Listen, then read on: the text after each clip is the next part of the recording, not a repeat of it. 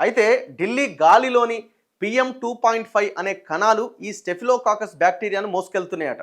మానవ వెంట్రుకల కంటే 30 రెట్లు చిన్నగా ఉండే ఈ కణాలు ఊపిరితిత్తుల్లోకి అక్కడి నుంచి రక్తంలోకి ప్రవేశిస్తాయట.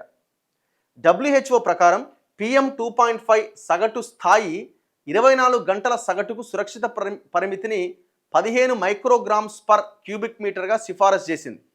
దేశంలోని సెంట్రల్ పొల్యూషన్ కంట్రోల్ బోర్డ్ దీన్నే 24 గంటల సగటుకు సురక్షిత పరిమితిని, ఇదంతా లెక్క, అది మనకంత పెద్దగా అంత టెక్నికల్గా మనకు తెలియదు, కానీ మొత్తానికైతే ఆ గాలిని పీలిస్తే గాలినే కలిసిపోతాయట ప్రాణాలు.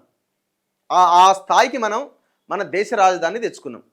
రేపు హైదరాబాద్ కూడా ఈ సిచ్యువేషన్లోకి రాదు అనడానికి అవకాశమే లేదు. ఇంకొద్ది రోజుల తర్వాత ఈ భయానకమైన పరిస్థితులకు మనం కూడా రాబోతున్నాం. అందుకే ముందే మేల్కొని కొంత ఈ పర్యావరణాన్ని మనం కాపాడుకోగలిగితే బతుకుతాం. మనది అయిపోయింది, మన తర్వాత జనరేషన్, ఆ తర్వాత జనరేషన్. అప్పుడు వాళ్ళు అంటారు, మన వాళ్ళు ఆ పైన ఉన్న వాళ్ళు, మా తాత దొంగనా కొడుకులు, ఈ కొడుకులు మొత్తం చెట్లు కొట్టేసిరు, కొండలు కొట్టేసిరు, మొత్తం పర్యావరణం అంతా దెబ్బతీసిరని మనల్నే తిట్టుకుంటారు. రేపు తిట్టుకుంటారు. అది జరిగేది అదే. మనం అప్పటికున్నాం ఎట్లాగో.